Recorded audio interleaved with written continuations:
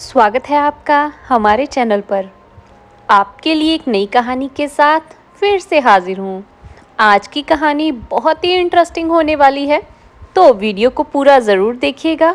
और मुझे लगता है कि चैनल को तो आपने सब्सक्राइब कर ही लिया होगा। तो चलिए देखते हैं आज की कहानी। बहुत पुरानी बात है, एक राजा था जो अपनी बुद्धिमानी और ज्ञान के लिए अपने ही राज्य में नहीं बल्कि दूसरे राज्यों में भी बड़ा प्रसिद्ध था। संसार में ऐसी कोई वस्तु नहीं थी जिसका उसे ज्ञान ना हो। कोई भी चीज और कोई भी व्यक्ति उसकी नज़रों से कभी नहीं बच सकता था। उसकी एक बड़ी अजीब आदत थी।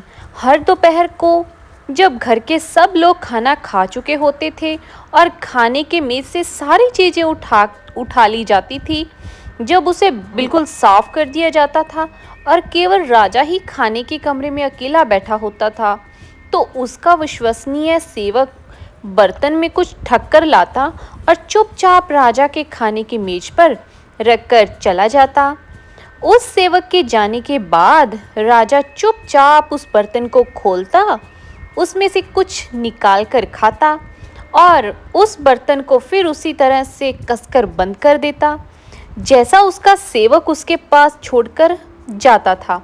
घर के किसी भी आदमी को यह नहीं मालूम था कि इस चांदी के बर्तन में क्या चीज़ है, क्योंकि घर के किसी भी व्यक्ति को उस बर्तन को खोलने की इजाज़त नहीं थी, यहाँ तक कि राजा के विश्वसनीय सेवक को भी नहीं थी।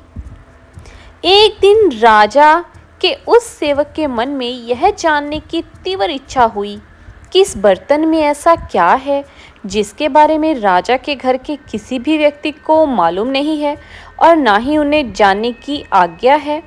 वे अपनी जिज्ञासा को रोक नहीं पाया।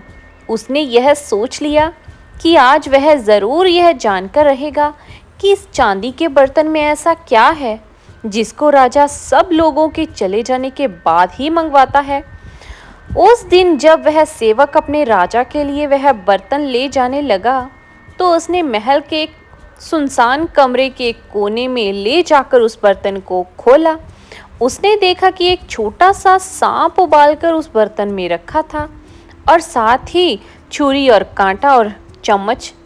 उसने चुपके से सांप का एक टुकड़ा काटकर अपने मुंह में रख लिया, यह जानने के लिए कि यह ऐसी कौन सी स्वादिष्ट चीज़ है जिसे राजा सबसे बाद में खाता है। जैसे ही सेवक ने उस सांप का टुकड़ा अपनी जीभ पर रखा, उसे महल के बाहर बैठी चिड़ियों की आवाज़ साफ साफ समझ में आने लगी। तब उसने चुपचाप उस कमरे की खिड़की के पास खड़े होकर उनकी बातें सुनने की कोशिश की।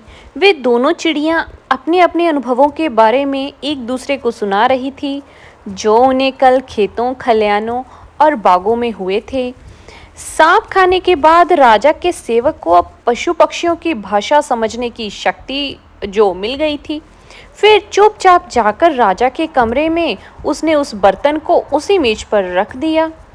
उस दिन एक ऐसी घटना घटी कि राजा के सेवक को राजमहल छोड़ना पड़ा, क्योंकि उस दिन रानी की हीरे की अंगूठी कहीं गिर गई। रानी को राजा के इसी विश्वसनीय सेवक पर शक हुआ, क्योंकि सिर्फ उसी सेवक को पूरे महल में आने जाने की अनुमति थी। राजा ने अपने सेवक को बुलाकर रानी की हीरे की अंगूठी के बारे में पूछा, पर उस सेवक ने कहा कि उसने यह अंगूठी कहीं भी नहीं देखी। राजा ने उसे बहुत धमकाया कि अगर कल सुबह तक उसने अंगूठी के चोर को नहीं ढूंढा तो उसे जेल में डाल दिया जाएगा। वह सेवक बार बार अपनी बेगुनाही साबित करने की कोशिश करता रहा, पर राजा ने उसकी एक ना सुनी। जेल और मौत के भय ने उसकी जिंदगी दुर्भर कर दी।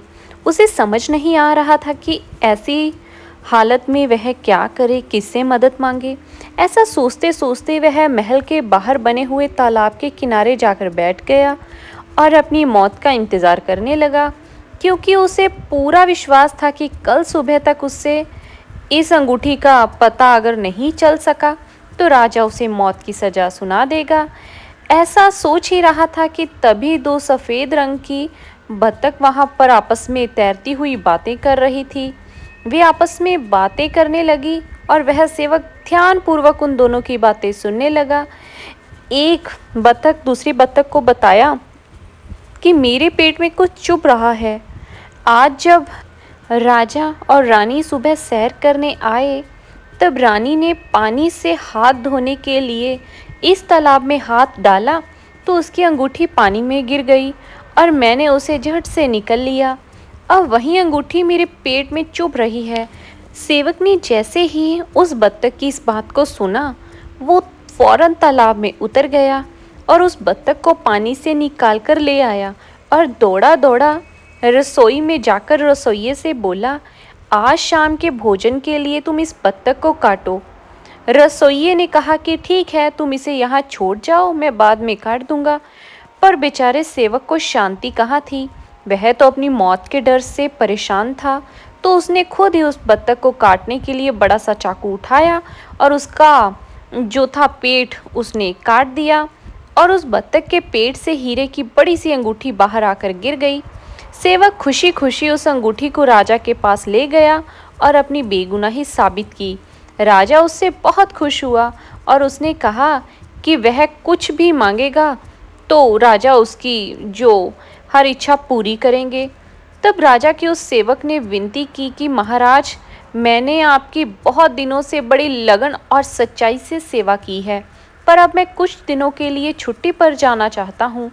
इसके लिए मुझे कुछ धन की और एक तेज तेज दौड़ने वाले घोड़े की ज़रूरत है। अगर आप मुझ पर कृपा करें तो ये दोनों चीज़ें मुझे इनाम में दे दें। राजा ने उसकी विनती बहुत ही आसानी से स्वीकार कर ली। राजा का सेवक यात्रा के लिए बहुत सारा धन लेकर और घोड़े पर सवार होकर देश विदेश की यात्रा पर निकल पड़ा। वह अपनी यात्रा पर जा रहा था कि रास्ते में उसे एक तालाब मिला, जिसके एक किनारे पर 3 मछलियां पानी से बाहर पड़ी तड़प रही थी। वह झट से घोड़े से उतरा और उन तीनों मछलियों को उठाकर तालाब में डाल दिया। खुश होकर वह तीनों मछलियां बोली कि हम तीनों तुम्हें हमेशा याद रखेंगी। जब तुम्हें हमारी ज़रूरत होगी हम तुम्हारे काम आएंगी, क्योंकि हमारी जान तुमने बचाई है। सेवक मछलियों की बात सुनकर खुशी खुशी वहाँ से आगे बढ़ गया। काफ़ी देर चलने के बाद वह थोड़ा आराम करने के लिए एक पेड़ के नीचे रुका, तो उसने देखा कि कौवा कौवी अपने छोटे छोटे बच्चों को चोंच मारकर अपने घोंसले से बाहर निकाल रहे हैं और साथ में ये भी बोल रहे हैं कि अब तुम बच्चे बड़े हो गए हो, निकलो हमारे घोंसले से बाहर, अब अपना भोजन तुम खुद ढूंढो, हम तुम्हें और नहीं खिला सकते। कौवे के बच्चे बड़े ज़ोरों से चीख पुकार कर रहे थे और अपने माता पिता से प्रार्थना कर रहे थे कि उन्हें कुछ दिन और इस घोंसले में रहने दें और बड़े होने पर वे खुद ही यह घोंसला छोड़कर चले जाएंगे। कौवा उन्हें रखने के लिए तैयार नहीं था। वह चाहता था कि जितनी जल्दी वे इस घर से जाएंगे उतनी जल्दी वे आत्मनिर्भर हो सकेंगे। उस सेवक को कौवे के बच्चों पर बहुत तरस आया। उसने अपने लिए जो खाने का सामान इकट्ठा किया था वह सब उस पेड़ के नीचे उन बच्चों के लिए छोड़ दिया और थोड़ी देर बाद वहां से उठकर चला गया। कौवे के बच्चों ने जब खाने का इतना सारा सामान देखा तो वे बड़े ही प्यार से बोले, हम तुम्हें हमेशा याद रखेंगे और तुम्हारी इस दया का हम जो है वो कर्ज ज़रूर चुकाएंगे, क्योंकि तुमने हमें भूखे मरने से बचाया है। उनकी यह बात सुनकर सेवक आगे चल दिया। चलते चलते वह एक बड़े से नगर में पहुंच गया। इस नगर में चारों ओर बहुत ही भीड़ थी और सड़कें भी लोगों से भरी पड़ी थी। भीड़ से गुजरते हुए उस सेवक ने एक आदमी से पूछा, भाई यहाँ पर इतनी भीड़ क्यों लगी है? आदमी बोला, हमारे राजा की एक बेटी है। राजा अपनी बेटी के लिए कोई बहादुर और सुंदर सा वर ढूंढ रहे हैं, मगर उस लड़के को अपने बहादुरी के करिश्मे दिखाने पड़ेंगे।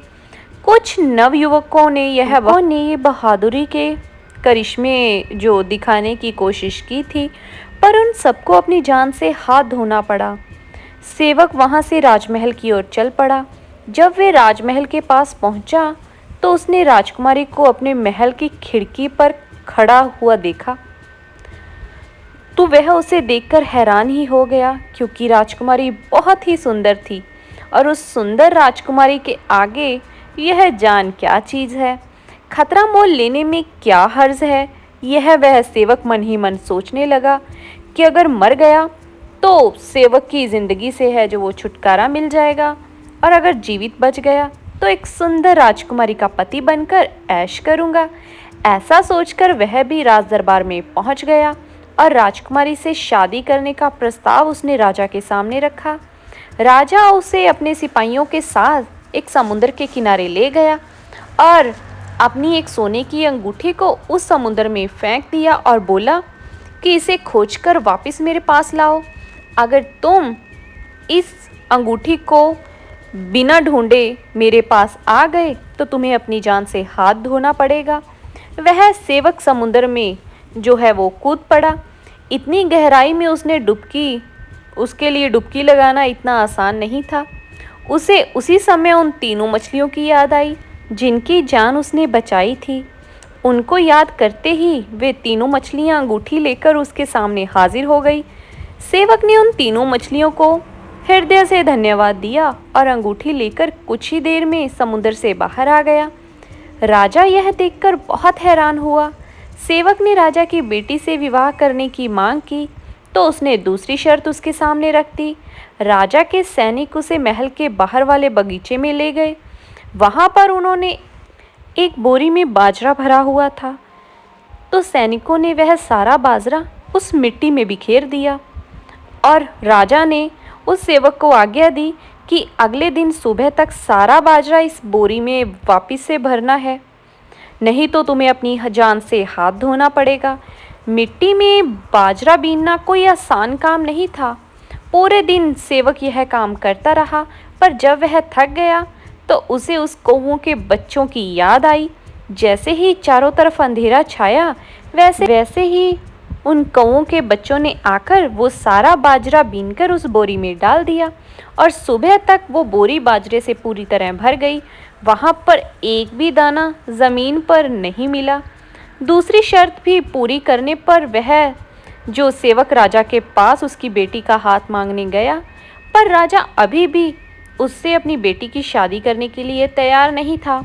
उसने सेवक के सामने एक और नई शर्त और आखिरी शर्त रखी, क्योंकि इस शर्त को पूरा करना किसी के भी बस की बात नहीं थी। राजा को पूरा विश्वास था कि उसकी इस नई शर्त को वह लड़का पूरा नहीं कर सकेगा। वह शर्त थी कि उसकी बेटी के लिए सोने का सेब लेकर आना। बेचारे सेवक को पता ही नहीं था कि सोने का सेब सचमुच होता भी है या नहीं, और अगर होता है तो वह कहाँ होता है। वह इसी सोच में अपने घोड़े पर चढ़कर सोने के सेब की खोज में निकल पड़ा। अब वह सोच रहा था कि वह कहाँ जाए, उसे कहाँ वह सेब मिलेगा। यही सोचकर वह उस राज्य की सीमा से बाहर आकर एक जंगल में घुस गया। चलते चलते अब वह थक गया तो घोड़े से उतरकर एक पेड़ के नीचे बैठकर आराम करने लगा। तभी एक सोने का सेब उसके सामने आ गिरा। अब वो सेवक उस सोने के सेब को देखकर बहुत हैरान हुआ। उसने ऊपर निगाह दौड़ाई तो वहीं कौवों के बच्चों को पेड़ पर बैठा हुआ देखा। उस सेवक ने उन्हें अपने पास बुलाया और उनसे उस सेब के बारे में पूछना चाहा, पर बच्चों ने कुछ भी ना बताया और बोले, हमने जैसे ही सुना कि तुम्हें सोने के सेब लाने की जो वह शर्त पूरी करनी है तो हम इसकी खोज में निकल पड़े और बड़ी ही मुसीबत के बाद हमें यह मिला है। अब ये तुम्हारे सामने है, तुम इसे ले जाकर राजा को दे दो और राजकुमारी से विवाह कर लो, क्योंकि इस बार राजा और कोई शर्त नहीं रखेगा। यह सोने का सेब तुम्हारे लिए भी भाग्यशाली है। सेवक खुशी खुशी राजा के पास पहुंचा और सोने का सेब उसके सामने रख दिया। राजा के पास अब और कोई बहाना नहीं बचा। जो इस सोने के सेब को ले आया उससे बढ़कर बहादुर और साहसी और कौन हो सकता है। यह सोचकर राजा ने खुशी खुशी अपनी बेटी का विवाह उस सेवक के साथ कर दिया। राजा ने सोने का सेब भी उसी को इनाम में दे दिया, क्योंकि यह उसकी बेटी के जीवन में खुशियां लाया था। इस तरह से सेवक अब एक सेवक से राजकुमार बन चुका था और राजकुमारी के साथ उसी महल में आनंद पूर्वक जो है वो रहने लगा। तो दर्शकों, कैसी लगी आपको ये कहानी? अगर आपको ये कहानी अच्छी लगी तो प्लीज़ हमारे चैनल को सब्सक्राइब कीजिए, लाइक कीजिए और इस कहानी को अपने दोस्तों और परिवार के साथ शेयर कीजिए। धन्यवाद।